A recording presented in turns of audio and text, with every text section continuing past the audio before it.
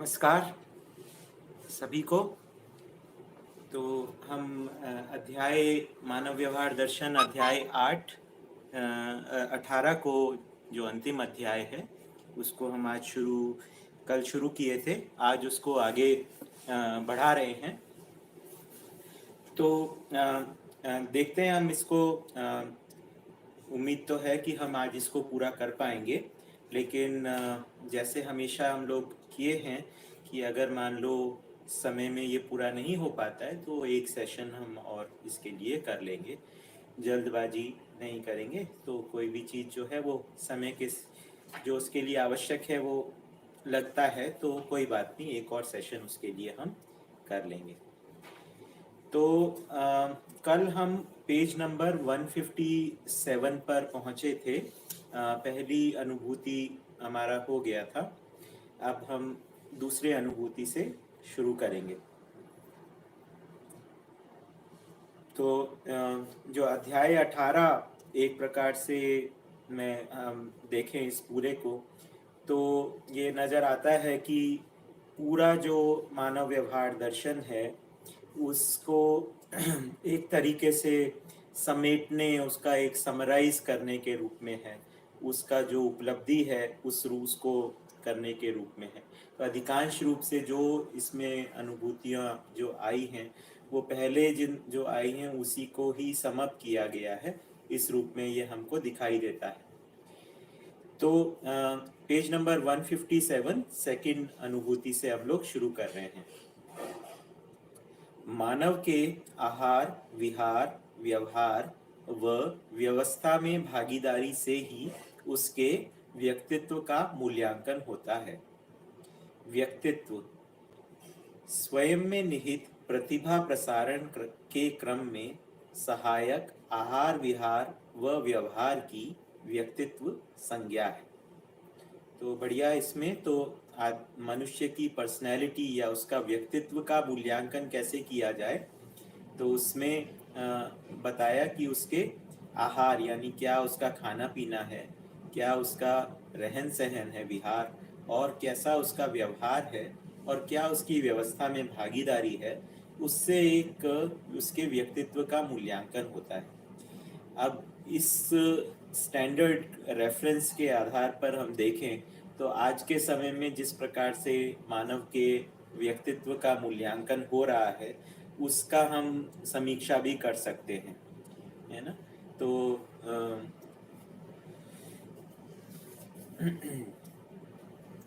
इसका आगे एक्सप्लेनेशन में है, व्यवहार का इष्ट अनिष्ट, उत्थान पतन, विकास ह्रास, उचित अनुचित, लाभ हानि, न्याय अन्याय, पुण्य पाप, विधि निषेध, कर्तव्य अकर्तव्य, समाधान समस्या, आवश्यक अनावश्यक, भेद प्रभेद से तुलनात्मक अध्ययन किया जाता है। व्यक्ति का मूल्यांकन उसके चैतन्य पक्ष की प्रतिभा का ही मूल्यांकन है, क्योंकि चैतन्य इकाई द्वारा ही जड़ पक्ष का चालन, संचालन, प्रतिचालन, परिपालन, परिपोषण, मूल्यांकन, परिवर्धन व परिवर्तन की क्रिया का संपादन हुआ है, जो उसी की इच्छा व विचार का पूर्व रूप है ना। तो इसमें अनेक शब्द इसमें आए हैं, आगे उनकी परिभाषा दी गई है। तो व्यवहार में कितने डायमेंशन होते हैं, उसमें दोनों जब भी विश्लेषण होता है तो जैसे हमने पहले बात की थी तो एक प्रकार से दो भाग में बांट देता है ना। तो तो एक भाग जो है वो सही है, दूसरा गलत है, विधि और निषेध। एक पार्ट न्याय है और वो दूसरा अन्याय है। तो ज्ञान पर आधारित जो है जब विचार जब प्रस्तुत होता है तो उसको विश्लेषण कहते हैं, जिसमें न्याय, धर्म और सत्य की तुलन दृष्टियों के आधार पर दो भाग में बांटा जाता है। तो ये न्याय और अन्याय का विश्लेषण हो जाता है, इष्ट और अनिष्ट का विश्लेषण हो जाता है, उत्थान और पतन का विश्लेषण हो जाता है। तो इस प्रकार से इसमें है। तो आगे हम इन परिभाषाओं को पढ़ेंगे, है ना। तो क्रमशः इसको पढ़ते हैं। इष्ट, इष्ट है प्रयोजनशील व सार्थक इच्छा के अनुकूल मानवीयतापूर्ण व अति मानवीयता सहज उपलब्धि, है ना। तो ये उपलब्धि के रूप में क्या क्या उपलब्ध करना चाहते हैं उसको, उसके रूप में इष्ट है। तो इस अर्थ में जागृति को ही इष्ट के रूप में बताया गया है। तो जागृति जो है वो प्रमाणित होने के स्वरूप को कहा गया है। तो प्रयोजनशील और सार्थक इच्छा जो है वो प्रमाणित होने के स्वरूप को ही इंगित कर रहा है। उसके लिए मानवीयतापूर्ण और अति मानवीयता सहज उपलब्धि को इष्ट कहा है। समाधान, समृद्धि, अभय, सहस्तित्व, सहज, ज्ञान, विवेक और विज्ञान है। फिर इष्ट का उल्टा होता है, या विश्लेषण में इष्ट का अनिष्ट होता है। तो प्रयोजनशील व सार्थक इच्छा के प्रतिकूल उपलब्धि, उसको अनिष्ट कहते हैं, है ना। तो भ्रम जो है, भ्रम से जो भी कुछ स्वरूप होता है वो अनिष्ट होता है। तो उसका अगला है उत्थान। उत्थान है मानवीयता की ओर गति, और पतन है अमानवीयता की ओर गति। उसी अर्थ में ह्रास और विकास की भी बात है। ह्रास है अधिक मूल्यन से न्यून मूल्यन की ओर परिणाम, और विकास है न्यून मूल्यन से अधिक मूल्य की ओर परिणाम। तो हमने जो चक्रों की बात की थी, प्राण पद चक्र, और फिर उसके बाद भ्रांत पद चक्र और देव पद चक्र, इन तीनों पदों में, पद चक्रों में ह्रास और विकास के चक्र हैं, जिसमें गुरु मूल्यन से लघु मूल्यन की ओर ह्रास है, और लघु मूल्य से गुरु मूल्य की ओर विकास है। तो उनके बीच में एक आवर्तनशीलता का स्वरूप बना होता है। जैसे पदार्थावस्था और प्राणावस्था के बीच में एक आवर्तनशीलता का स्वरूप बना है। प्राणावस्था जो है वो गुरु मूल्य है पदार्थावस्था की तुलना में, और तो इस तरह पदार्थावस्था से प्राणावस्था का प्रकटन जो है, पदार्थावस्था से प्राणावस्था का प्रकट होना, या उसमें पेड़ पौधों का उगना एक विकास की स्थिति है, और फिर उनका विरचित होना ह्रास की बात है। फिर उसके बाद आता है शोषण और पोषण। तो शोषण जो है ये और पोषण, ये मानव के अर्थ में बात की गई है। तो भ्रमवश किया गया कार्य व्यवहार को शोषण कहा, और मानवीयता और अति मानवीयता सहज परंपरा को पोषण कहा। अगले पेज पे अनुचित। अनुचित किसको कहेंगे? समय, परिस्थिति तथा घटनाओं के संदर्भ में मानवीयता या अति मानवीयता का शोषण या विरोध, ये अनुचित है। जो उचित नहीं है उसकी बात है। मानवीयता और अति मानवीयता का शोषण या विरोध जो है वो अनुचित है। उचित क्या है? समय, परिस्थिति और घटनाओं के अनुसार मानवीयता और अति मानवीयता का पोषण। तो देखिए इसमें एक इम्पॉर्टेंट चीज है, इसमें समय, परिस्थिति और घटना है ना, उसके अनुसार जो है मानवीयता और अति मानवीयता की दिशा में जो भी कार्य करा जाएगा। तो जब भी कोई कार्यक्रम होगा तो उसको वस्तु स्थिति से जोड़ना आवश्यक होगा, है ना। तो समय, परिस्थिति और घटना है, उसके साथ में हमको समाधान को जोड़ना होगा। जैसे हम इस समय लॉकडाउन की समय और परिस्थिति और घटना के बीच में है, इस समय क्या उचित है और क्या अनुचित है ना। तो हमने देखा कि इस प्रकार से अगर हम रीच आउट करते हैं, इस प्रकार से कनेक्ट करते हैं, तो वो उचित होगा, क्योंकि उसमें हम कंटिन्यू कर पाएंगे। ऐसा हम इसके विपरीत अनुचित होगा। लाभ और हानि। लाभ जो है कम वस्तु व सेवा के बदले में अधिक वस्तु और सेवा का पाना। हानि क्या है? अधिक वस्तु व सेवा के बदले कम वस्तु व सेवा का पाना। ये तो बहुत क्लियर है कि लाभ और हानि क्या होता है। और मतलब इसका पहले भी परिभाषा आई है कि कम मूल्य के बदले में ज़्यादा मूल्य की वस्तु दे देना, ये किस कारण से हो सकता है। तो या तो ये अज्ञानवश हो सकता है, या शोषणवश हो सकता है, या फिर ये एक उपकार की भावना से भी हो सकता है कि भाई हम किसी को अपनी ज़्यादा वस्तु देते हैं, भले ही उससे कम है, क्योंकि हम उनका भला चाहते हैं। तो उसमें लाभ हानि की प्रवृत्ति नहीं होती है, लेकिन ये देने की क्रिया के रूप में अधिक मूल्य की चीज दी जाती है, कम मूल्य की चीज ली जाती है। तो फिर उसके बाद है न्याय। मानवीयता के पोषण के लिए संपादित क्रियाकलाप व व्यवहार, संबंधों की पहचान, मूल्यों का निर्वाह, मूल्यांकन और उभय तृप्ति ही न्याय है। तो न्याय की परिभाषा यहाँ पर पहले भी आई है, यहाँ पर उसका एक पुनरावृत्ति है।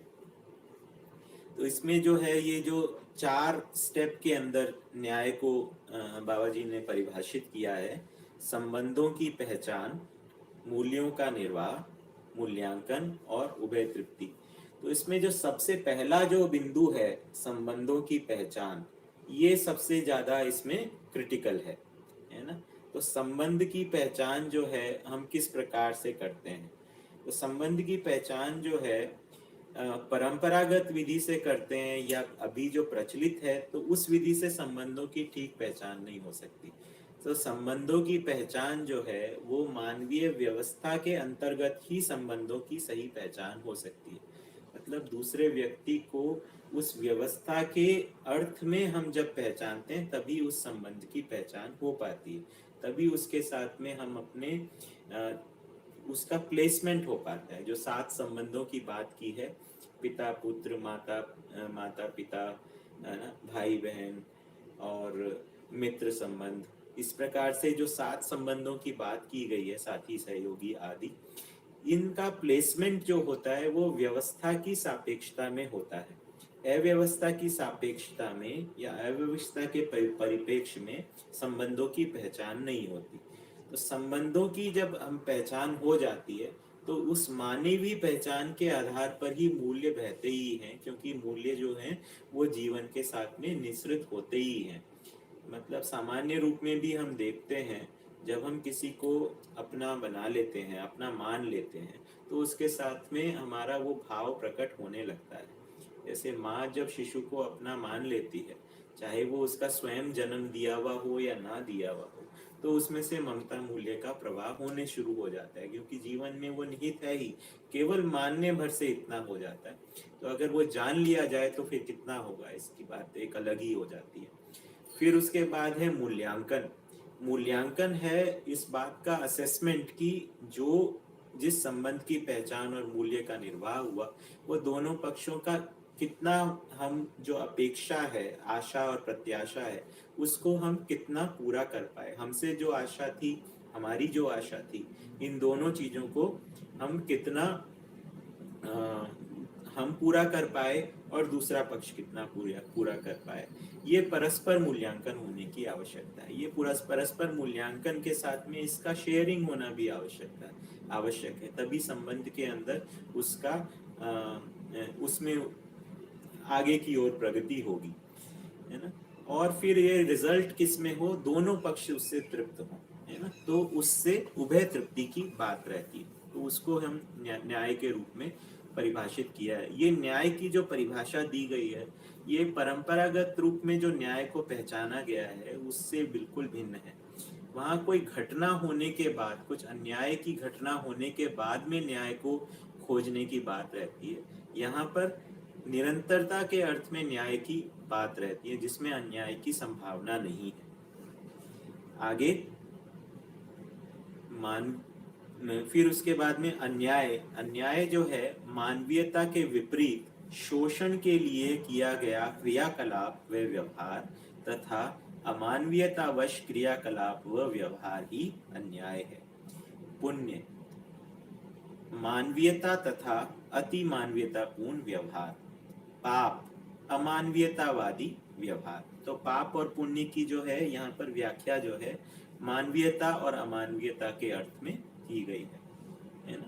तो पाप और पुण्य का जो फल है वो कर्म के फल के आधार पर ही है, इनको कर्म को ही बताया, पाप और पुण्य को।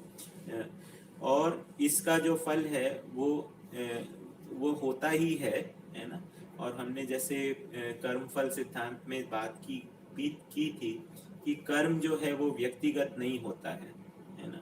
तो जैसे एक व्यक्ति कुछ कर्म करता है, सत्कर्म करता है, तो उसका फल भी सभी लोग सभी परंपरा को मिलता है। और जो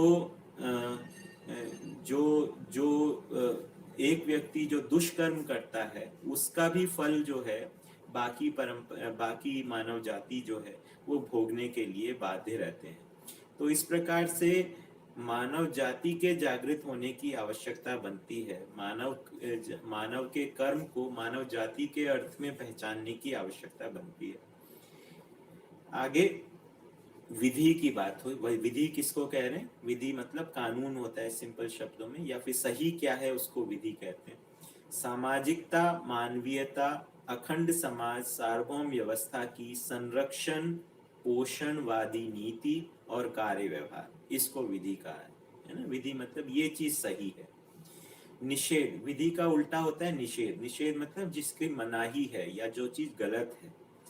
सामाजिकता की शोषणवादी नीति, अमानवीय कार्य व्यवहार, जीव चेतना वश किया गया समस्त कार्य व्यवहार और विचार, ये निषेध। बढ़िया। तो कर्तव्य, प्रत्येक स्तर पर प्राप्त संबंध एवं संपर्क के मध्य निहित मानवीयतापूर्ण आशा व प्रत्याशा पूर्वक व्यवहार, है ना। संबंधों की पहचान और मूल्य का निर्वाह। तो हमने आशा और प्रत्याशा के ऊपर एक हिमांशु भैया का प्रश्न आया था, उसके ऊपर अपन ने थोड़ा बहुत चर्चा किया था टेलीग्राम ग्रुप में, कि आशा होती है और प्रत्याशा होती है ना। मतलब जैसे माता पिता की आशा रहती है, माता पिता से बच्चों को आशा रहती है कि क्या आशा रहती है? पोषण और संरक्षण की। और उसकी प्रत्याशा में, माता पिता में क्या प्रत्याशा रहती है? कृतज्ञता की प्रत्याशा रहती है। तो आशा प्रत्याशा ये मानवीयतापूर्ण आशा प्रत्याशा भी हो सकती है। तो पोषण संरक्षण जो है, जो बच्चे की जो आशा है वो मानवीयतापूर्ण ही है, और कृतज्ञता की प्रत्याशा भी मानवीयतापूर्ण है ना। तो प्रत्येक स्तर पर संबंध और संपर्क के मध्य में निहित मानवीयतापूर्ण आशा और प्रत्याशापूर्ण व्यवहार, उसको कर्तव्य कहा है। तो कर्तव्य किसी प्रकार से बंधन नहीं है ना। ये दोनों पक्षों के अंदर एक सहज आवश्यकता है। हमने एक जगह पे देखा कि मध्यस्थ दर्शन को बाबा जी ने एक जगह आवश्यकतावाद भी कहा है, कि प्रकृति में निश्चित आवश्यकताएं हैं, है ना। निश्चित आवश्यकताएं हैं परस्परता में, और वो आवश्यकताओं की पूर्ति होना आवश्यक है, तभी उन संबंधों का पोषण है, अन्यथा शोषण। तो मनुष्यतर प्रकृति में तो ये आवश्यकताएं और उनकी आपूर्ति अपने आप से होती ही है, लेकिन मानव प्रकृति में ये आवश्यकताएं जो हैं ये अध्ययन पूर्वक या समझदारी पूर्वक ये पहचान में आती हैं, तभी ये है ना उनका प्रमाण हो पाता है। तो ये जो समझ में आना, उसको हम कह रहे हैं दृष्टा होना, और फिर उसके बाद में जो ये उनका निर्वाह होना, उसको हम कह रहे हैं प्रमाण होना। तो मानव में दृष्टा पद का प्रमाण होता है। इससे पहले जो है वो क्रिया का ही प्रमाण होता है। वो एक प्रकार से यांत्रिक ही है, क्योंकि उसमें किसी भी प्रकार की कर्म स्वतंत्रता नहीं है। ठीक है। तो कर्तव्य जो है वो कर्म स्वतंत्रता के साथ है, और कर्म स्वतंत्रता होते हुए भी कर्म स्वतंत्रता का अर्थ यहाँ पे इस प्रकार से लिया जाता है कि कर्म स्वतंत्रता मनमानी के रूप में नहीं है कि मैं ये भी कर लूं या वो भी कर लूं। कर्म स्वतंत्रता इस बात का है कि क्या कर्म करने से क्या फल होगा, इसका ज्ञान रहते हुए हम सही की दिशा में कर्म करने का निर्णय लेते हैं, ये कर्म स्वतंत्रता है। ठीक है। तो कर्तव्य तो इस तरीके से बात हो जाती है कि जागृत व्यक्ति में क्या फिर कर्म स्वतंत्रता है है ना। तो लगता है कि स्वतंत्रता का अधिकार जो है वो जागृत व्यक्ति में ही होता है, क्योंकि भ्रमित व्यक्ति जो है वो, उसको लगता है कि वो कर्म करने में स्वतंत्र है, पर वो एक्चुअली उसकी कार्य करने की सीमा जो रहती है वो भ्रमित क्षेत्र में ही रहती है, तो जागृत क्षेत्र के अंदर प्रवेश नहीं कर पाता है।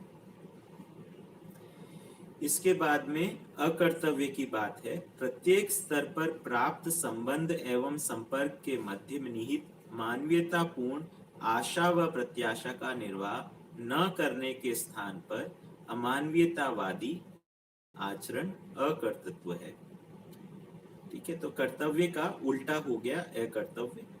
समाधान: प्रत्येक क्रिया के लिए परिशिष्ट एवं परिमार्जित पद्धति के अनुसरण में स्थिति सत्य, वस्तुगत सत्य एवं वस्तु स्थिति का ज्ञान तथा सही, क्यों, कैसे का उत्तर समाधान। ठीक है, तो इसमें ये बात आई थी कि ये जो तीनों सत्य हैं, स्थिति सत्य, वस्तुगत सत्य और वस्तु स्थिति सत्य, इन तीनों के रूप में इनका ज्ञान, सही, क्यों और कैसे का उत्तर और का होना, यही समाधान है। समस्या: समस्या किसको कह रहे हैं? पशु मानव राक्षस मानव का कार्य व्यवहार को समस्या कह रहे हैं। समाधान के विपरीत में समस्या। तो समस्या और समाधान दो हैं, वो दो चेतना के स्तर हैं, है ना। मतलब जिस चेतना के स्तर पर समस्या है उस चेतना के स्तर पर समाधान नहीं है, और जिस चेतना के स्तर पर समाधान है उस चेतना के स्तर पर समस्या नहीं है। तो मानव चेतना के स्तर पर समाधान है, जीव चेतना के स्तर पर समस्या है ना। तो समस्या और समाधान एक ही चेतना के स्तर पर नहीं है, ये एक बहुत इंपॉर्टेंट बात है। आवश्यक: मानवीयता तथा अति मानवीयता की ओर प्रगति, ये आवश्यक है। अनावश्यक क्या है? अमानवीयता की ओर गति अनावश्यक है ना। तो हर बिंदु पर हमें आवश्यक और अनावश्यक की जगह पर पहुंचना है। तो एक बार संवाद में बाबा जी ने ये बात को कहा था कि करो ना करो जो है ये मूढ़ बुद्धि की बात है, मतलब कि स्टूपिडिटी की बात है कि ये करो ये मत करो, है ना। होना क्या चाहिए क्या नहीं होना चाहिए ये विचार बुद्धि की बात है, कि सोच विचार करके हम जब बात करते हैं तो ये इस तरह से बात करते हैं कि क्या होना चाहिए, क्या इस जगह पे क्या होना चाहिए क्या नहीं होना चाहिए, ये विचार बुद्धि की बात है। फिर उसके बाद में क्या आवश्यक है और क्या अनावश्यक है, ये विद्वतापूर्ण बुद्धि की बात है ना। तो जागृति की स्थिति में जो विश्लेषण होता है वो आवश्यक और अनावश्यक का होता है, और फिर आवश्यकता को जो आवश्यक है उसको करना होता है। चालन मतलब त्वरण, त्वरण मतलब त्वरणन मतलब एक्सेलरेट होना। संचालन संगठित रूप से पूर्णता के अर्थ में चालन या विधिवत चालन। प्रतिसंचालन संतुलित रूप में त्वरण। प्रतिपालन जीवन में व्यतिक्रम, व्यतिक्रम मतलब डिस्टरबेंसेस, जीवन में व्यतिक्रम का निवारण। न्याय धर्म सत्य प्रतीत होने में के अर्थ में पालन। परिपालन परंपरा के अर्थ में पालन। परिपोषण जीवन क्रम को जागृति सहज निरंतरता प्रदान करने के अर्थ में। परिवर्तन जीवन के क्रियाकलाप में जागृति के लिए सहयोग। ठीक है, तो ये वाले शब्दों का इस सूत्र में आया था कि चैतन्य इकाई के द्वारा जड़ पक्ष का चालन, संचालन, प्रतिचालन, परिपालन, ये सब एक्चुअली डिफरेंट वेज हैं कि जड़ और चैतन्य के संयोग में क्या क्या किया जाता है। तो उन सभी शब्दों को जागृति के अर्थ में पिरो दिया गया है। ये इस बारे में बात है। अगले सूत्र पे चित्त परिवर्तन। चित्त परिवर्तन का मतलब है मनाकार में उन्नतो चित्त स्फूर्त होना, है ना। तो चित्त का मतलब ये मानसिकता का जो है वो उन्नति होना, ये चित्त परिवर्तन की बात है। तो खाली चित्त शुद्धि तक ही नहीं रुके, हम चित्त परिवर्तन में गए हैं यहाँ पे। खनिज वनस्पति एवं जीव का उपयोग एवं सदुपयोग प्राकृतिक एवं वैकृतिक भेद से मानव करता है। वैकृतिक मतलब मैन मेड या आदमी द्वारा बनाया गया, तो इन चीजों का जो खनिज, वनस्पति और जीव जानवर हैं, यानी मनुष्यतर प्रकृति है, इसका उपयोग और सदुपयोग मानव या तो जो जैसी प्राकृतिक हैं वैसे ही उसका उपयोग करता है, या फिर उनको अपने अपने आइडिया या अपने मनाकार के अनुसार उनको व्यवस्थित करके अपने कार्य के लिए उनका उपयोग करता है, व्यवसाय के लिए उपयोग करता है। वैकृतिक उपयोगिता के अर्थ में मनाकार को साकार करना। अगला सूत्र है संवेदन, संवहन, संरक्षण, संबोधन, संवर्धन तथा प्रत्यावर्तन क्रिया चैतन्य पक्ष की विशिष्टता है जो जड़ में नहीं पाई जाती। तो चैतन्य पक्ष की विशिष्टता को लेकर या चैतन्य पक्ष की क्रियाओं को लेकर इन शब्दों को बताया गया, जिसकी परिभाषा हम आगे पढ़ते हैं। संवेदन या संवेदना पांचों ज्ञानेंद्रियों और कर्मेंद्रियों का ज्ञान तथा विकास के प्रति प्रवृत्ति है ना। तो संवेदना की एक और जगह परिभाषा आई है पूर्णता के अर्थ में वेदना, है ना। तो जो है संवेदना किस लिए है, पूर्णता के अर्थ में। तो पांचों का ज्ञानेंद्रियों और कर्मेंद्रियों का ज्ञान और विकास के प्रति प्रवृत्ति के रूप में संवेदना को यहाँ परिभाषित किया गया। संवहन पूर्णता के अर्थ में जिज्ञासाओं का वहन, है ना। तो ये वहन क्रिया के अर्थ में बात है या क्षमता के अर्थ में बात है, अथवा पूर्णता के अर्थ में वहनशीलता को संवहन। तो पूर्णता के अर्थ में जिज्ञासा को वहन जो है वो चैतन्य क्रिया ही कर सकती है। संरक्षण विकास के लिए मार्ग प्रशस्त करना, ये क्लियर है। संबोधन यथार्थ बोधन, है ना। तो विकास के लिए मार्ग प्रशस्त करना और यथार्थ बोधन ये भी चैतन्य क्रिया के द्वारा ही होता है, जड़ क्रिया ये नहीं करती है, या जड़ क्रिया इसको करने के लिए साधन रहता है। संवर्तन परिमार्जन एवं परिपूर्णता के लिए प्राप्त संकेत के अनुसरण क्रिया की संवर्तन संज्ञा है। तो संवर्तन एक प्रकार से फॉलो करने की है कि हम किसी चीज को श्रेष्ठता का अनुकरण करते हैं, अनुसरण करते हैं। तो ये वाली एक जो क्रिया है वो चैतन्य में पाई जाती है, जो जड़ में इस प्रकार के अनुकरण की क्रिया नहीं पाई जाती है, संवर्तन की क्रिया नहीं पाई जाती है। प्रत्यावर्तन को तो निश्चित रूप से ये चैतन्य ही क्रिया है। परावर्तन जो है वो जड़ में पाया जाता है, जबकि चैतन्य में परावर्तन के साथ साथ प्रत्यावर्तन भी पाया जाता है। प्रत्यावर्तन का मतलब है जागृति सहज गतिशीलता, जिसमें हमने देखा था मन से मन, वृत्ति, चित्त, बुद्धि और आत्मा का क्रमशः एक से दूसरे में प्रत्यावर्तन होना देखा जाता है। मानव जागृति क्रम एवं जागृति के अनुसार, एक मिनट,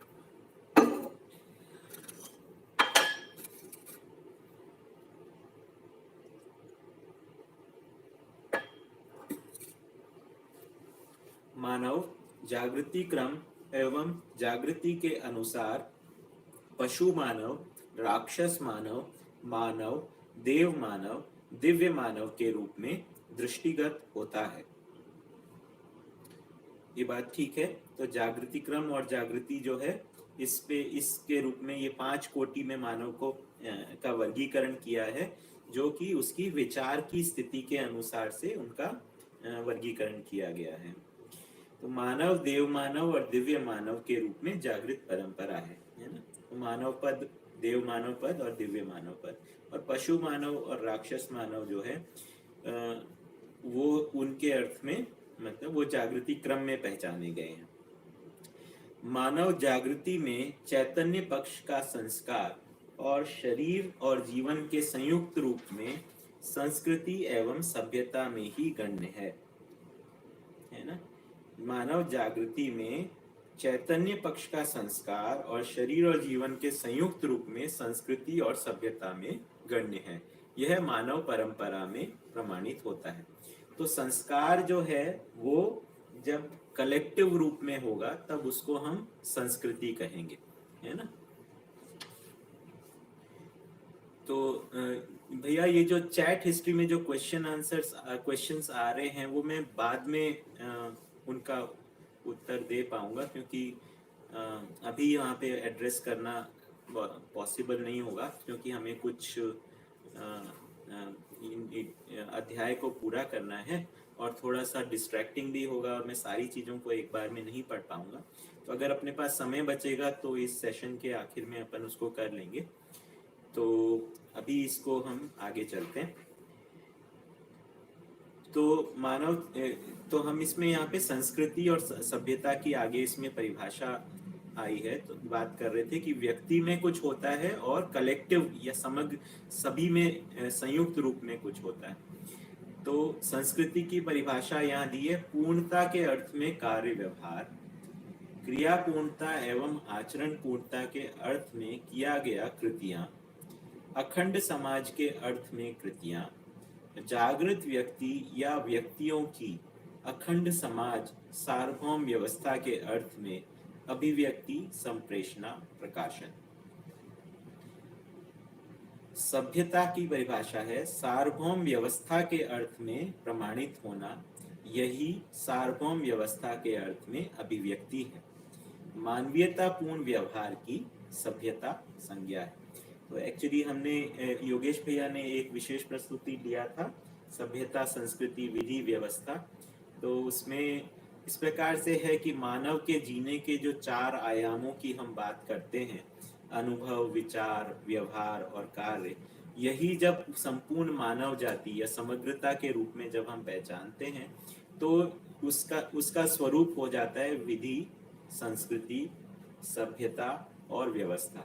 मतलब जो अनुभव जो है वो जो एक व्यक्ति में है, जब वो कलेक्टिव संपूर्ण मानव जाति के रूप में देखेंगे तो वो विधि के रूप में होगा।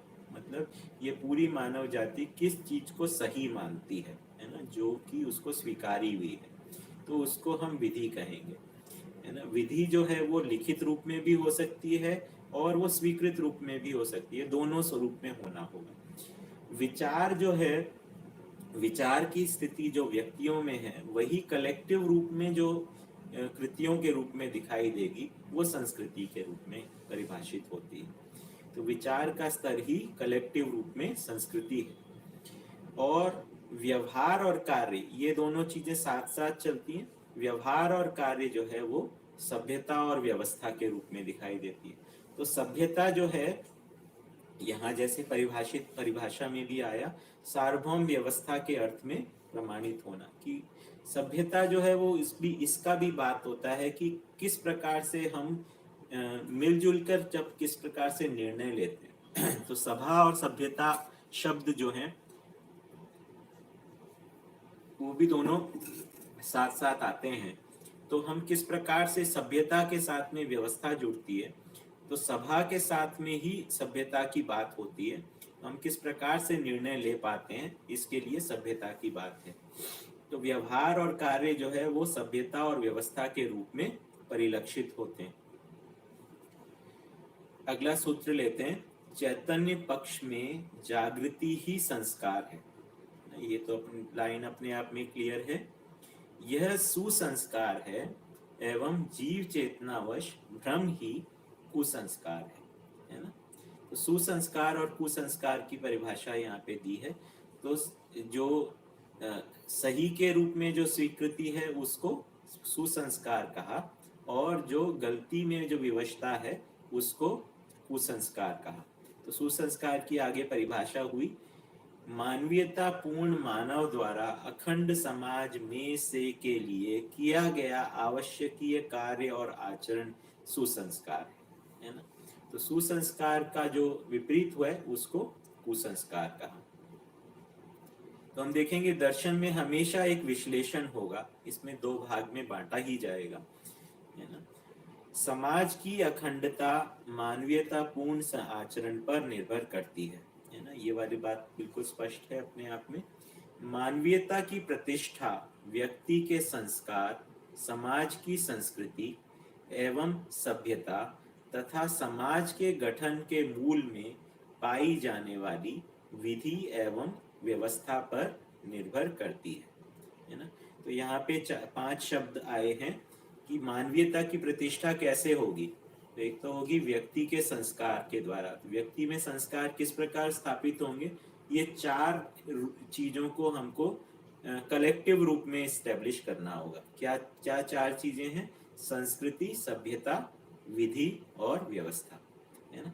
इन चारों के स्वरूप में जागृति की परंपरा स्थापित होती है, जिससे मानवीयता की प्रतिष्ठा होती है। मानवीयता की प्रतिष्ठा कब हुई? जब परंपरा में वो शामिल हो गया, मतलब पीढ़ी से पीढ़ी में वो जाने लगा। मानवीयता तथा अति मानवीयता से संपन्न होने के लिए सहअस्तित्व में संकल्प, इच्छा व विचार का परिष्कृत होना आवश्यक है, जो सुसंस्कार ही है ना। तो ये वाक्य अपने आप में स्पष्ट है। सुसंस्कार के लिए वातावरण एवं अध्ययन ही प्रधान कारण है एवं सहायक भी है। ये भी स्पष्ट है कि वातावरण जो है और अध्ययन, है ना, ये दोनों जो हैं प्रधान कारण है सुसंस्कार स्थापित होने के लिए, और ये सहायक है। इसको सुरक्षित तथा परिमार्जित करने का दायित्व मनीषियों पर है ना। इसको कैसे सुरक्षित करना है और आगे इसको कैसे रिफाइन करना है, इसकी रिस्पॉन्सिबिलिटी किसके पास है, इसका दायित्व किसके, इसके लिए कौन दायी है? मनीषी। मनीषी मतलब जो सोचने विचारने वाले इंटेलेक्चुअल्स हैं, जो बेसिकली विचारकों के ऊपर है ना, मतलब समझदार लोगों के ऊपर है। न्यायपूर्ण व्यवहार तथा अखंड सामाजिकता की प्रेरणा सुसंस्कारों के वर्धन में सहायक है ना। न्यायपूर्ण व्यवहार पक्ष, समाधानपूर्ण विचार पक्ष तथा सत्यानुभूतिपूर्ण अनुभव पक्ष को भाषा के द्वारा बोधगम्य, ज्ञानगम्य तथा व्यवहार गम्य बनाने का प्रयास अनुभवशील मानव अथवा जागृति सहज वृत्ति संपन्न व्यक्ति के द्वारा किया जाता है। तो देखिए, तीन बातें हो गई, व्यवहार, विचार और अनुभव। इसको हम कैसे भाषा के द्वारा बोधगम्य कराएं? बोधगम्य मतलब कैसे ये समझ में आ जाए, ज्ञानगम्य मतलब कैसे ये अनुभव में आ जाए, फिर व्यवहार गम्य, फिर कैसे ये प्रैक्टिस में आ जाए। ये काम कौन करेगा? जो अनुभव संपन्न, अनुभवशील मतलब जो अनुभव में जिसकी निरंतरता है, वो मानव, और जागृत सहज वृत्ति मतलब जिसकी जागृति के अर्थ में विचार काम करता है, उस व्यक्ति के द्वारा किया जाता है। आगे परिभाषाएं हैं। सहजता, व्यवहार, विचार और अनुभव की एक सूत्रता ही सहजता है ना। तो सहज आत्मा जो जीवन का मध्यांश है, उसकी सहज भी संज्ञा है।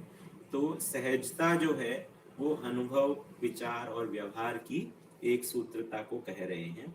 सहज वृत्ति, सहजता प्राप्त मनीषियों की वृत्ति को ही सहज वृत्ति की संज्ञा है। तो समझदारी संपन्न, सहजता को प्राप्त यानी अनुभव संपन्नता को प्राप्त लोगों के विचार वृत्ति की स्थिति को ही सहज वृत्ति कहा है। न्यायपूर्ण व्यवहार, सत्य सहज भास, संबंध, मूल्य, मूल्यांकन और उभय तृप्ति।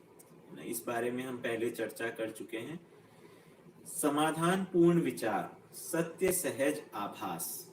तो ये कल श्री राम भैया ने इस बात को रखा था कि समाधान पूर्ण विचार और न्यायपूर्ण व्यवहार अध्ययन क्रम में हम किस प्रकार से ये स्थापित होता है, जिससे ज्ञानानुभूति की पात्रता बनती है। चिंतन, सत्य सहज प्रतीति को चिंतन कहा है। ज्ञानानुभूति सहस्तित्व रूपी परम सत्य में अनुभूति, ये जो है अध्ययन की उपलब्धि है। ठीक है। तो न्यायपूर्ण व्यवहार और समाधानपूर्ण विचार के सफल होने के उपरांत ज्ञानानुभूति की स्थिति जीवन में बनती है। ज्ञानानुभूति के लिए सहस्तित्व रूपी इष्ट के प्रति निर्भ्रम ज्ञान, अनन्यता, अनुराग तथा प्रेम के योग्य क्षमता, योग्यता एवं पात्रता का होना अनिवार्य है, जो साधक के न्यायपूर्ण व्यवहार, समाधानपूर्ण विचार से तथा किसी अनुभवपूर्ण मानव के आज्ञा पालन में पूर्ण निष्ठा से सिद्ध है। ठीक है। तो ये इसके बारे में अध्याय 17 में श्री राम भैया ने काफी डिटेल में इस बात को रखा था कि किस प्रकार से न्यायपूर्ण व्यवहार, समाधानपूर्ण विचार और अनुभव संपन्न मानव के आज्ञा पालन या गुरु के आज्ञा पालन के में पूर्ण निष्ठा, निष्ठा की जो स्थिति है, जो कि अवधारणा संपन्न होने के बाद जो निष्ठा बनती है, उसकी बारे में बात कर रहे हैं, जिसमें मानव जो है वो अमानवीयता के गुणों से मुक्त हो गया है और मानवीयता को के अर्थ में अनुकरण को सिद्ध कर दिया है, वो ज्ञानानुभूति के लिए पात्रता बनती है। तो निर्भ्रम ज्ञान जो है, जो जैसा है उसको वैसा ही जानना व समझना, समझाना, है ना, ये निर्भ्रम ज्ञान है। अनन्यता, निर्भ्रम ज्ञान की निरंतरता। अनुराग, अनन्यता की निरंतरता। निर्भ्रमता के लिए उत्कट प्रयास ही अनुराग है। प्रेम, अनुराग सहित अनन्यता की निरंतरता। दया, कृपा, करुणा, सहज संयुक्त अभिव्यक्ति। ठीक है, तो ये वाला सूत्र जो है वो काफी मतलब डेंसली पैक्ड है। देखिए सूत्र, यहाँ पे सूत्र और व्याख्या को थोड़ा सा मैं बात करना चाहूंगा। सूत्र वास्तव में होता क्या है? सूत्र जो शब्द है हिंदी में, उसको एक धागा भी बोल सकते हैं। कि सूत्र जो है एक प्रकार से कम शब्दों के अंदर किसी बात को रखने की बात होती है, और उसका जैसे धागे को आप खींचते चले जाएं और उसका और मतलब और उससे अर्थ निकलता जाता है, उससे व्याख्या निकलती जाती है। तो सूत्र की व्याख्या होती है ना। ये व्याख्या जो है केवल शब्दों का और अंबार नहीं है। व्याख्या एक्चुअली सूत्र की जीने में ही होती है, तभी उसका कुछ सार्थकता निकलती है। अदरवाइज बतंगड़ विधि से ये व्याख्या नहीं होती। तो सूत्र जो है ये अनुभव मूलक विधि से लिखे गए हैं।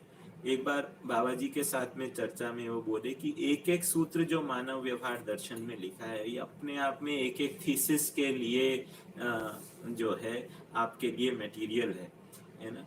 मतलब हर एक सूत्र के अंदर इतना पैक्ड है कि इसको व्याख्या करने जाओगे तो उसका वो पूरा विस्तार निकल के आता है।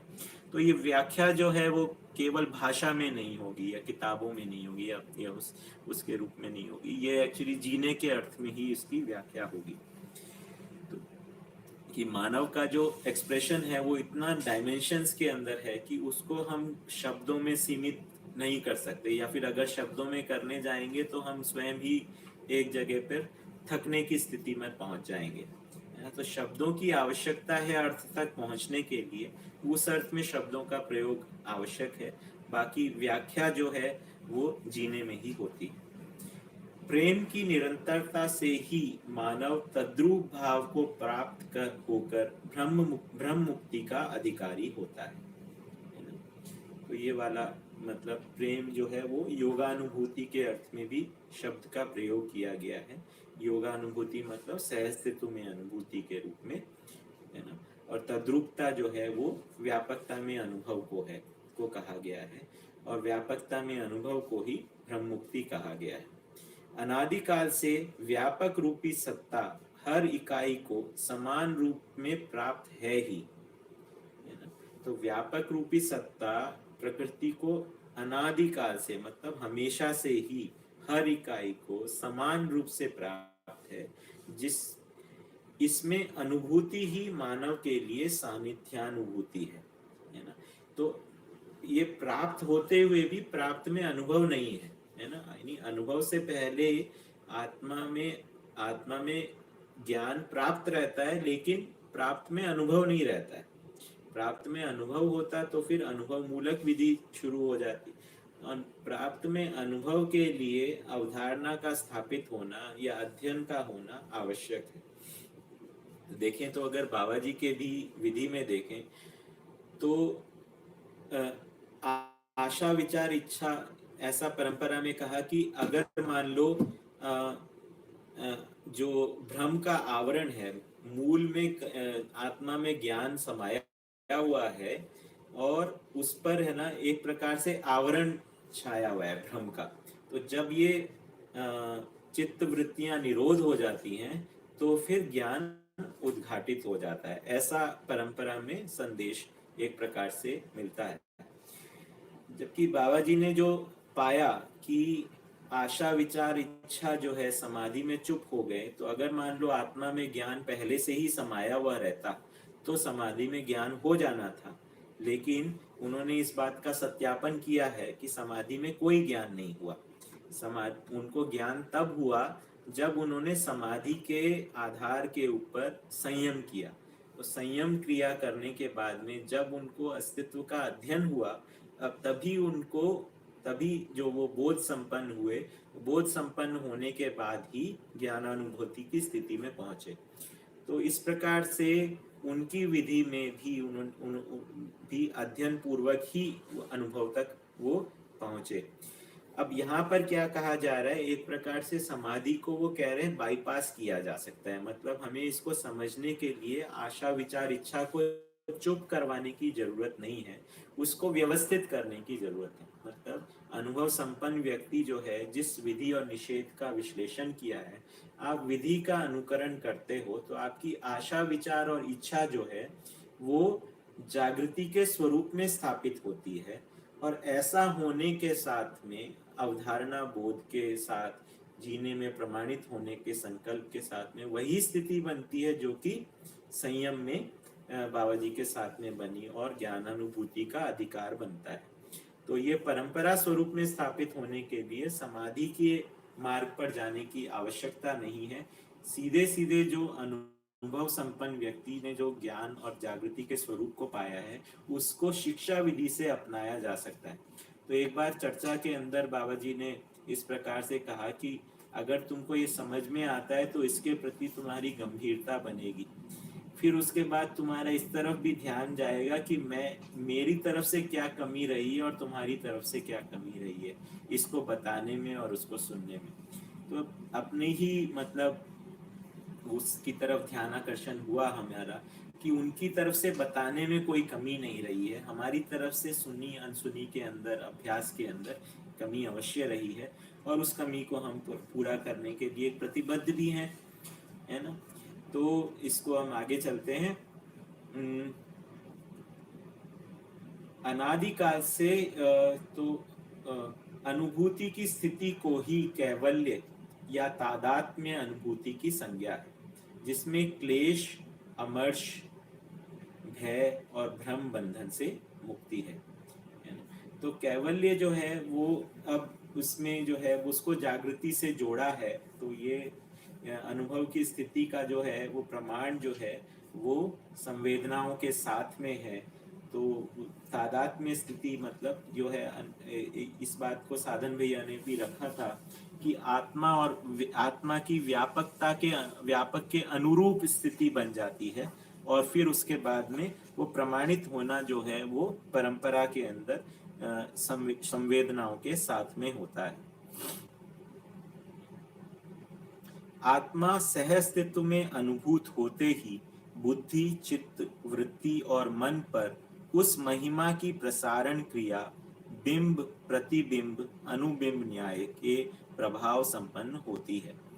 तो आत्मा जब सह अस्तित्व में अनुभव करता है तो उसके साथ में जो उसके आश्रित अंश हैं, बुद्धि, चित्त, वृत्ति और मन, उसकी महिमा का प्रसारण जो है वो एक से दूसरे के ऊपर, जिस प्रकार से बिंब और प्रतिबिंब होता है, अनुबिंब, प्रतिबिंब जो है वो अनुबिंब कहलाता है। तो इस तरीके से सबसे पहले आत्मा से बुद्धि आप्लावित होती है, बुद्धि में चित्त अनुभव कर लेता है, चित्त में वृत्ति अनुभव कर लेता है और वृत्ति से मन अनुभव कर लेता है और शरीर जो है वो अनुभव नहीं करता है। तो शरीर की जो है संवेदनाएं उसमें नियंत्रित हो जाती हैं। तो शरीर जो है उसमें वास्तव में फिर वो जीवन के साधन के रूप में स्वीकृत हो जाता है और संवेदना का नियंत्रण प्रमाणित होने लगता है। चैतन्य इकाई का अधिकतम विकसित अंश आत्मा ही है, क्योंकि हर अवस्था के परमाणु में मध्यस्थ क्रिया में व्यस्त हैं और अन्य सभी अंग सम या विषम क्रिया में व्यस्त पाए जाते हैं। ये अपने आप में स्पष्ट है वाक्य। समझदारी की आंशिकता में क्रिया, क्रिया की आंशिकता में भोग, भोग के अनुपात में इंद्रियानुभव और इसके अतिरिक्त अनुमान के कारण ज्ञानवर्धन संपन्न हुआ है। मूल में पूर्ण ज्ञान व्यंजना का अधिकार आत्मा में है ना। तो ये एक सूत्र पहले आया था कि समझ जो जितना जान पाता है उतना चाह नहीं पाता, जितना चाह पाता है उतना कर नहीं पाता। तो समझदारी की आंशिकता में ही क्रिया होगी, क्रिया की आंशिकता में भोग होगा, है ना। मतलब जितना करेगा उससे कहीं ज्यादा फल आ जाता है, क्योंकि प्रकृति में समृद्धि का सिद्धांत बना ही है। एक बीज बोते हैं उससे कितने सारे है ना और बीज तैयार हो जाते हैं और फल तैयार हो जाते हैं। तो क्रिया की आंशिकता में मतलब क्रिया से जो है फल बहुत ज्यादा होता है और उसका भोग जो है उससे कम ही होता है। तो क्रिया की आंशिकता में भोग, भोग के अनुपात में मतलब जितना भोग किया गया होता है उतना ही इंद्रिय में अनुभव होता है।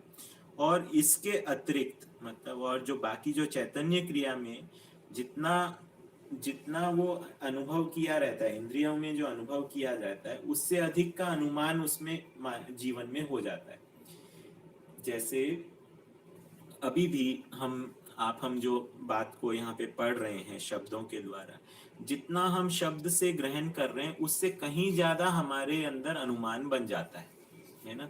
क्योंकि हमारे पास में एक ये जो अक्षय ताकत है अनुमान करने की कल्पनाशीलता के रूप में, ये हमारे अंदर जो हमारी आज की स्थिति है उससे अगले स्थिति के अंदर प्रवेश करने के योग्य रहती है। इसी आधार पर जो है अध्ययन और अनुभव जो है वो संभव हो पाता है। तो कल्पना अनुमान जो है वो अग्रिमता के लिए ही होता है। तो इसके आधार कारण ज्ञानवर्धन संपन्न हुआ है। मूल में पूर्ण ज्ञान व्यंजना का अधिकार जो है, पूरा जो ज्ञान का जो पूरा स्वरूप है उसकी व्यंजना मतलब उसका पूरी तरीके से प्रभावित हो जाना, है ना। व्यंजन शब्द होता है ना कि कोई चीज को व्यंजित कर देना, उसी के ऊपर रखना, है ना। तो व्यंजना का अधिकार जो है वो आत्मा में है। व्यंजना की परिभाषा अनुभव क्रिया का प्रभावशील क्षमता अथवा प्रभाव क्षेत्र। अब इसके विपरीत जो है अज्ञान, आलस्य, अत्याशा, आक्रोश, आवेश, प्रलोभन, अभाव और रोग पक्ष ही दुख का कारण है ना। तो इसमें ये देखिए ये रोग के अलावा बाकी सारे जो हैं वो जीवन की सीमा में है। अज्ञान, आलस्य, अत्याशा, आक्रोश, आवेश, प्रलोभन, अभाव, है ना। अभाव भी हो सकता है कि वस्तु के अभाव भी हो सकता है, और मतलब रोग जो है वो भी, रोग जीवन में नहीं होता, रोग जो है शरीर में ही होता है। तो ये ही दुख का कारण है और समस्त दुख के मूल में भ्रम ही, मूल भ्रम में ही है। समस्त दुख का मूल भ्रम में ही है ना। भ्रम जो है उसको हम जाने ही है कि भ्रम की परिभाषा ही है कि जीवन का शरीर को ही जीवन मान लेना, ये भ्रम है ना। या फिर यथार्थ ज्ञान का अभाव जो है वो भ्रम है। रासांश में स्थित इकाई के लिए दो कारण हैं।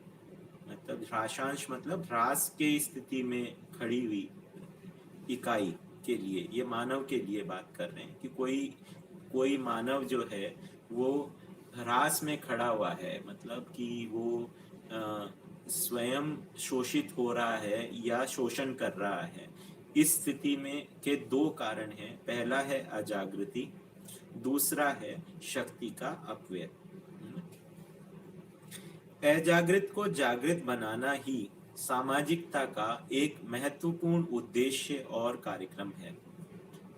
तो समाज का क्या उद्देश्य और कार्यक्रम है? जो अजागृत है उसको जागृत बनाना। तो जो जिसको अधिक मूल्यवान मानता है उसी के लिए वह अपने तन, मन और धन का व्यय करता है। ये बहुत ही सिंपल सी बात है। हम जिसको ज्यादा वैल्यूएबल मानते हैं उसी के लिए अपने सब रिसोर्सेज को लगा देते हैं। ऐसी मूल्यांकन क्रिया मनुष्य के द्वारा निर्भ्रांत, भ्रांताभ्रांत और भ्रांत अवस्था भेद से होती है। तो मूल्यांकन हम करते ही हैं, चाहे हम निर्भ्रांत हों, भ्रांताभ्रांत हों या भ्रांत अवस्था हो। मूल्यांकन में करने में सफल होते हैं भ्रांताभ्रांत स्थिति से, है ना। भ्रांताभ्रांत और निर्भ्रांत स्थिति में मूल्यांकन सफल होता है, जिसके कारण कुछ मनुष्यों ने 4 विषयों, कुछ मनीषियों ने 3 ऐषणाओं, कुछ निर्भ्रांत मानवों ने ब्रह्म मुक्ति को परमावधि मूल्यांकित किया है। जैसे भ्रांत अवस्था का जो मानव है वो 4 विषयों को सबसे मूल्यवान मानता है, मतलब आहार, निद्रा, भय, मैथुन, इन क्रियाओं को ही सबसे मूल्यवान मानता है, क्योंकि उसको उसी में सुख नजर आता है। फिर उसके बाद मनीषी, मनीषी मतलब समझदार लोगों ने वो 3 ऐषणाओं को सबसे मूल्यवान नजर आते हैं, है ना। 3 ऐषणाएं क्या है? वित्तेषणा, पुत्तेषणा, लोकेषणा। तो उसके अर्थ में वो कार्य करते हैं। और निर्भ्रांत मानव जो है वो ब्रह्म मुक्ति मतलब परंपरा के रूप में ब्रह्म मुक्ति को, परमावधि मतलब सबसे अल्टीमेट जो गोल है ना, उसको मूल्यांकित किया है। तो ये भी अपने को समझना आवश्यक है कि जो भ्रमित होता है वही पहले समझदार होगा, जो समझदार है वही आगे चल के निर्भ्रांत स्थिति में जाएगा। हम सीधे जो है दिव्य मानव बन जाएंगे, ऐसा नहीं होगा। पहले मानव स्वरूप में प्रमाणित होंगे, फिर देव मानव, फिर दिव्य मानव स्वरूप में। तो ऐषणाओं के साथ में जिए बगैर आप ऐषणा मुक्त व्यवहार को प्रमाणित नहीं कर पाएंगे, है ना। तो पहले परिवार में प्रमाणित होना आवश्यक है। उस तरीके से परिवार के रूप में प्रमाणित होते हैं तो फिर समाज के रूप में प्रमाणित होते हैं, समाज के रूप में प्रमाणित होते हैं तो संपूर्ण व्यवस्था के रूप में प्रमाणित होते हैं। तो इस प्रकार का क्रम बना हुआ है। इन सोपानों को में से एक को भी ओवरलुक नहीं किया जा सकता। तो हम परिवार को छोड़ के जो है व्यवस्था में प्रमाणित हो जाएंगे, ऐसी कोई भी संभावना नहीं है ना। तो परिवार, हम व्यवस्था में भागीदारी करने के लिए परिवार को त्याग देंगे, ऐसा कोई रास्ता इसमें नहीं निकलता, क्योंकि यहाँ पे परिवार मूलक व्यवस्था की ही बात है। तो परिवार ही अग्रिम व्यवस्था का आधार बनता है। तो इस प्रकार से क्रमशः जो है, जितनी सीमा तक हम प्रमाणित हो पाते हैं उतना हम आगे के लिए हमारे अंदर स्पेस बनती है, और पिछली स्थिति की फिर उसमें निरंतरता बन जाती है। तो ये एक इम्पॉर्टेंट चीज है समझने के लिए, है ना, ताकि हम अपने जीने में इन चीजों को लेकर अतिवाद ना करें। मानव कुल में निहित वैविध्यता मतलब वैरायटी, मानव कुल में निहित वैविध्यता का निराकरण। वैविध्यता किस प्रकार से है? मतलब अलग अलग अपनी अपनी सोच या वैविध्यता का निराकरण मतलब एलिमिनेशन या उनको हटाना। मानव कुल में निहित वैविध्यता का निराकरण केवल न्यायपूर्ण व्यवहार, समाधानपूर्ण विचार नीति से संभव हुआ है। तो ये जो वही सूत्र को अलग तरीके से कहा गया है कि मानव सही में एक है, गलती में अनेक है। तो सही में आने के बाद, यानी न्याय की जगह में आने के बाद ही जो ये वैचारिक टकराव हैं उनका समापन होता है। भ्रांत स्थिति से की गई मूल्यांकन क्रिया को आसक्ति, भ्रांताभ्रांत स्थिति से किए गए मूल्यांकन की जागृति, और निर्भ्रांत स्थिति से किए गए मूल्यांकन स्थिति को यथार्थ संज्ञा है ना। तो ये आसक्ति, जागृति और यथार्थ, ये 3 स्थितियों की बात की गई है। एक को भ्रमित स्थिति, एक को भ्रांताभ्रांत शब्द से कुछ लोगों को कंफ्यूजन है, इसमें भ्रम भी रहेगा, निर्भ्रम भी रहेगा, लेकिन ऐसा नहीं है। निर्भ्रम होकर भ्रम और निर्भ्रम का दृष्टा होना, ये भ्रांताभ्रांत स्थिति है। तो भ्रांताभ्रांत जो है मानव पद को भ्रांताभ्रांत का है। तो भ्रांताभ्रांत जो है वो अनुभव मूलक स्थिति है, जिसको जागृति कहा है। और फिर निर्भ्रांत स्थिति में जागृति का प्रमाण भी है ना। तो दृष्टा पद के साथ में भ्रांताभ्रांत स्थिति है, दृष्टा पद के पूर्ण प्रमाण को निर्भ्रांत स्थिति है ना? तो इसको इसको ये भी ध्यान रखने की बात है। यथार्थ मूल्यांकन क्षमता की ही दर्शन की पूर्णता, दर्शन की पूर्णता ही संतुलन, पूर्ण संतुलन ही ज्ञान, ज्ञान ही व्यापकता में अनुभूति, व्यापकता में अनुभूति ही निर्भ्रमता, और निर्भ्रमता से ही यथार्थ मूल्यांकन क्रिया निःसृत होती है। ऐसी इकाई में न्यायपूर्ण व्यवहार और धर्मपूर्ण विचार स्वभाव के रूप में परिलक्षित होता है ना? तो एक मिनट,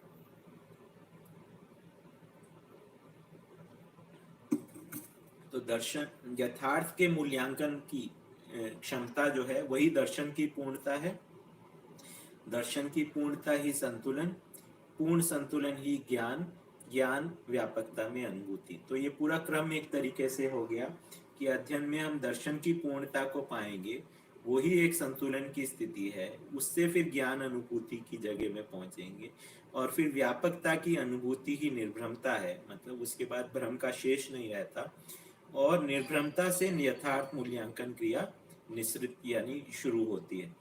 ऐसी स्थिति, ऐसी इकाई में न्यायपूर्ण व्यवहार और धर्मपूर्ण विचार, जो पहले जो प्रयास पूर्वक ये दोनों क्रियाएं हुई थी अध्ययन क्रम में, जो हमने कहा था ध्यान अनुभव के लिए ध्यान देना पड़ता है, तो ध्यान देकर हम न्यायपूर्ण व्यवहार और धर्मपूर्ण विचार को किए थे, अब वो अनुभव मूलक से स्वभाव के रूप में परिलक्षित हो जाता है। अब वो आपका स्वत्व बन जाता है, आपका अपना भाव बन जाता है।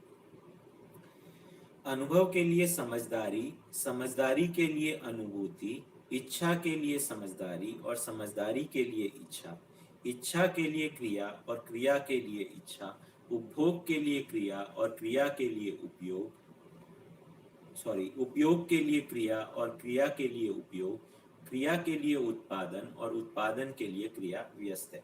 तो इसमें किस प्रकार से अग्रिम स्थिति और उससे नीचे वाली स्थिति, इनके बीच में किस प्रकार से आवर्तन होता है इसको बताया।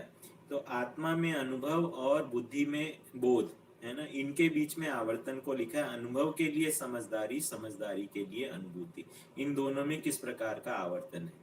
फिर उसके बाद में बुद्धि और चित्त के बीच में आवर्तन जो है, इच्छा के लिए समझदारी, समझदारी के लिए इच्छा। फिर उसके बाद में जो सूक्ष्म क्रिया जो है, क्रिया जो है जो कि शरीर के द्वारा क्रियान्वित होती है, तो इच्छा के लिए क्रिया, इसमें आगे वृत्ति, मन और शरीर को भी जोड़ लिया है, तो इच्छा के लिए क्रिया और क्रिया के लिए इच्छा व्यस्त है। फिर उसके बाद में इसका उपयोग होगा, तो क्रिया जो होगा उसके लिए उपयोग, और उपयोग के लिए क्रिया होगी, क्रिया के लिए उपयोग होगा। फिर उसके बाद में क्रिया जो है उसके लिए उत्पादन और उत्पादन के लिए क्रिया। तो आगे फिर ये व्यवस्था के अंदर चले गए अब ये। तो इस प्रकार से ये इसमें इन क्रियाओं के बीच में क्या आवर्तन है इसको स्पष्ट किया है। तो इसके बाद में अगला सूत्र है रूप क्रिया की गणना काल, संवेग, वेग, विसर्जन, गुण व स्वभाव के अनुसार स्थूल व सूक्ष्म भेद से है। जो मानव की समझदारी या ज्ञान, बुद्धि में भाव, इच्छा में प्रतिभाव, विचार में अनुभाव और मन में प्रवृत्तियों के रूप में व्यक्त होती है।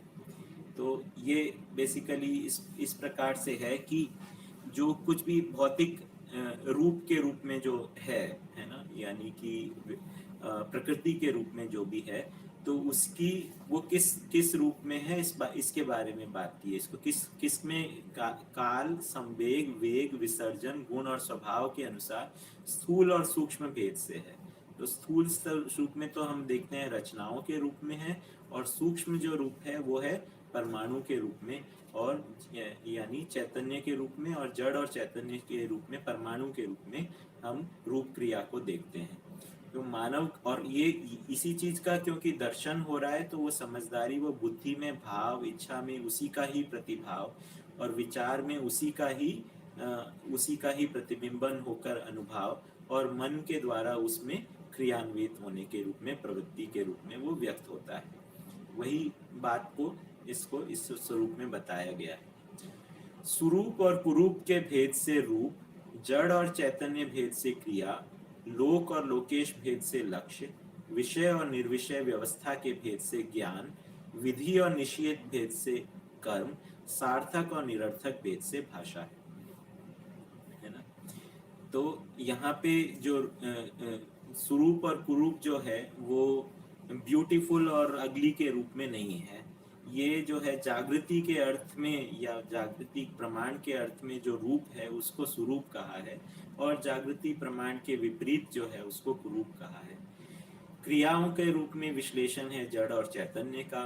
लोक और लोकेश लक्ष्य जो है ना, या तो लोकवादी लक्ष्य होगा या संसार से जुड़ा हुआ लक्ष्य होगा, या फिर ज्ञान के अर्थ में लक्ष्य होगा, है ना।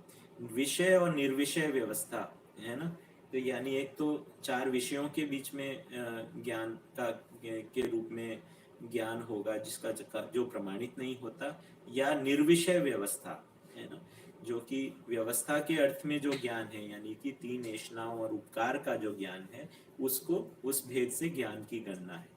तो चार विषयों और संवेदना का ज्ञान एक श्रेणी में आ गया, और फिर तीन ऐषणाओं और उपकार का ज्ञान जो है निर्विषय व्यवस्था के ज्ञान के भेद से आ गया।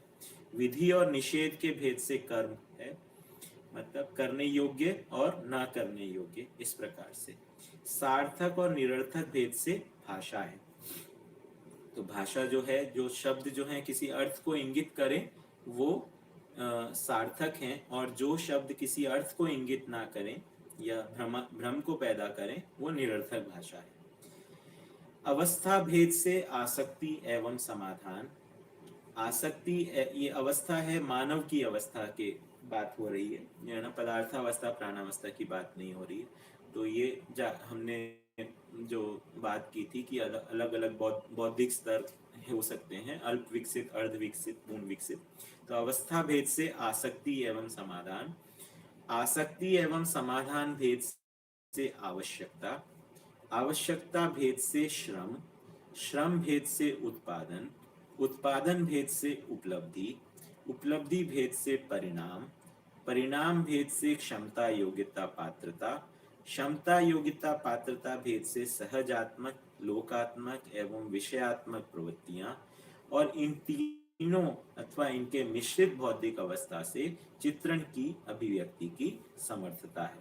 ठीक है, तो ये बेसिकली इसमें इस प्रकार से किया है कि मानव की जो जागृति की अवस्था है ना, अल्प जागृत, पूर्ण अर्ध जागृत और पूर्ण जागृत, उसके अनुसार उसकी आसक्ति की स्थिति है या समाधान की स्थिति है, इसका मूल्यांकन है।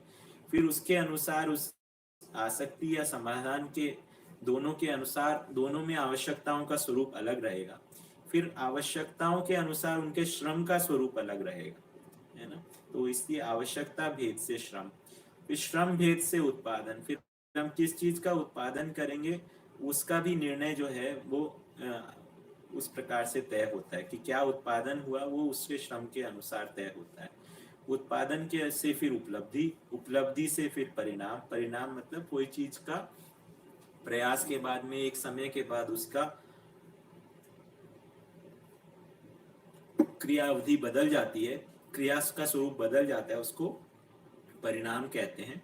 और परिणाम भेद से क्षमता योग्यता पात्रता। परिणाम हमारे करने के बाद में जो हमको परिणाम मिलता है उसी से ही हमारी क्षमता योग्यता पात्रता के अंदर भी विकास होता है, और क्षमता योग्यता पात्रता के अनुसार ही हमारी जो है प्रवृत्तियां भी निर्धारित होती हैं कि ये सहज प्रवृत्ति है, लोक ऐषणात्मक प्रवृत्ति है या विषयात्मक प्रवृत्ति है। इन तीनों और इनकी मिश्रित बौद्धिक अवस्था में चित्रण की अभिव्यक्ति ही समर्थता है ना? तो मानव की समर्थता या उसकी कैपेबिलिटी का असेसमेंट अगर करेंगे तो उसकी जागृति की स्थिति के अनुसार, उसकी प्रवृत्तियों के अनुसार उसकी का मूल्यांकन होगा। तो जैसे हमने मध्यस्थ दर्शन के मूल तत्व में भी देखा था कि किसी राष्ट्र का अगर आपको मूल्यांकन करना है तो उसकी निपुणता, कुशलता और पांडित्य के रूप में राष्ट्र की पूर्णता का मूल्यांकन होता है।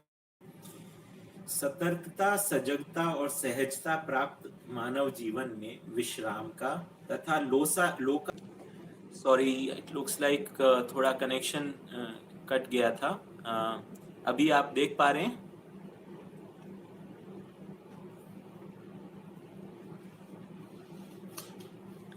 कोई एक जन मैसेज कर दें कि अगर आप देख पा रहे हैं तो।